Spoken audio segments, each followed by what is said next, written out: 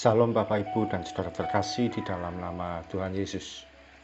Dimanapun Anda berada dan dimanapun Anda bisa mendengar rekaman ini, kita bertemu dalam program Jumpa dengan Tuhan untuk edisi hari ini.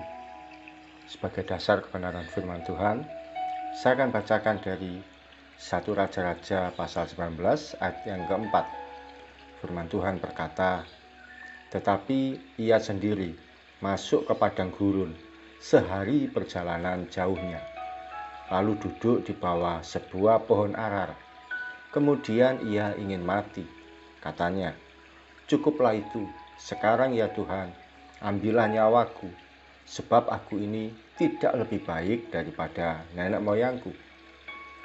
Sahabat Kristus, beberapa tahun lalu, sekitar tahun 1980-an, ada sebuah lagu yang sangat terkenal di kalangan anak-anak muda.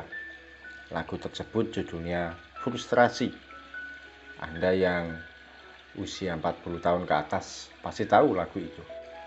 Kisah yang digambarkan dalam lagu tersebut yaitu mengenai seorang yang gagal dalam percintaan, lalu akhirnya menjadi putus asa atau frustrasi.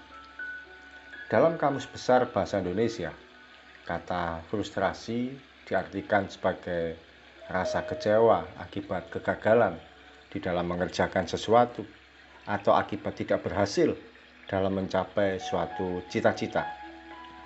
Nabi Elia, seorang nabi yang berkualitas utama pun ternyata pernah mengalami frustrasi atau stres.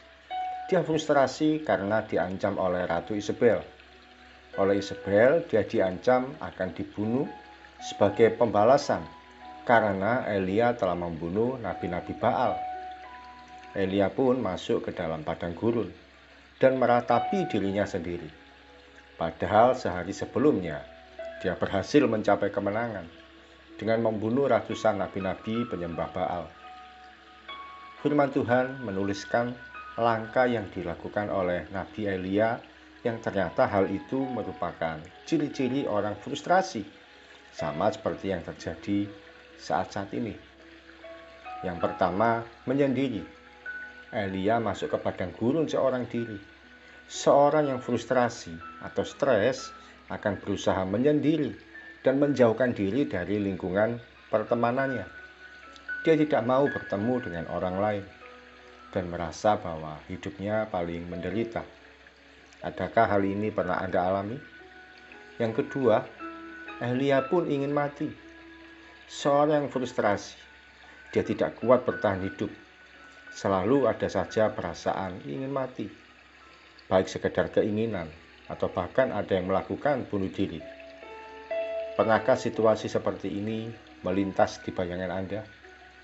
Ketika pergumulan begitu berat, masalah bertumpuk, dan situasi tidak menentu, Anda pun frustrasi dan rasanya ingin mati. Mau bunuh diri tapi takut masuk neraka. Mau melanjutkan hidup rasanya kok terlalu berat. Yang ketiga, suka membandingkan diri dengan orang lain. Elia berkata, "Aku ini tidak lebih baik daripada nenek moyangku." Pernahkah Anda terjebak dalam situasi membandingkan diri? Kenapa hidup orang itu yang tidak menyembah Tuhan Yesus kok lebih baik dari saya? Mengapa dia yang tidak pernah ke gereja hidupnya kok lebih enak daripada saya? Padahal saya ini setia berdoa pada Tuhan. Mengapa tidak ada pertolongan? Adakah pertanyaan ini sempat terlintas dalam pikiran Anda? Membandingkan diri dengan orang lain. Orang yang frustrasi hanya berfokus pada diri sendiri, selalu melihat kedalaman dirinya sendiri dan mengukur segala sesuatu dengan dirinya. Yang dipikirkan hanya aku, dan aku. Namun percayalah, Tuhan sebenarnya tidak pernah meninggalkan kita sendirian. Dalam kondisi yang demikian, Tuhan mengutus malaikatnya untuk memberikan kekuatan. Kepada Elia, dia mengutus malaikat untuk memberikan kekuatan, penghiburan, bahkan memberi makan bagi Elia. Bisa jadi tanpa kita sadari, Tuhan sedang mengutus malaikat pada kita. Malaikat itu bisa berupa pasangan kita, anak kita, teman sepelayanan, hamba Tuhan, atau teman-teman di sekitar kita yang memberikan dukungan bagi kita untuk tetap semangat menjalani kehidupan ini. Sahabat Kristus, percayalah, dalam setiap musim kehidupan kita, karya Tuhan selalu baik bagi kita. Penyertaan Tuhan selalu ada bagi kita. Tidak selalu penyertaan Tuhan diukur melalui ketersediaan uang, makanan, atau berkat jasmani lainnya.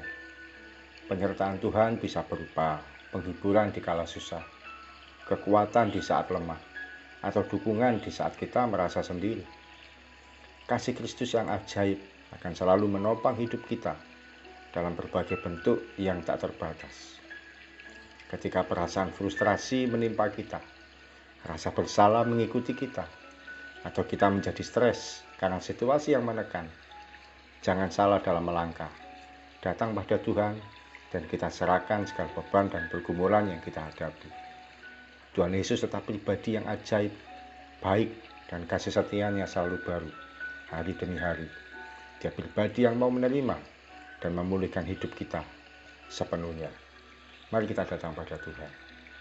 Tuhan Yesus, kami bersyukur, kami terima kekuatan yang baru pada pagi hari ini.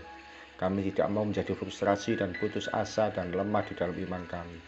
Ketika kami berjalan melangkah di dalam Engkau, kami percaya ya Tuhan, berkat-Mu, kebaikan-Mu, kasih setiamu itu menopang kehidupan kami. Kau tidak pernah meninggalkan kami sendirian. Engkau selalu mengangkat saat kami jatuh. Kau mendukung ketika kami dalam kelemahan.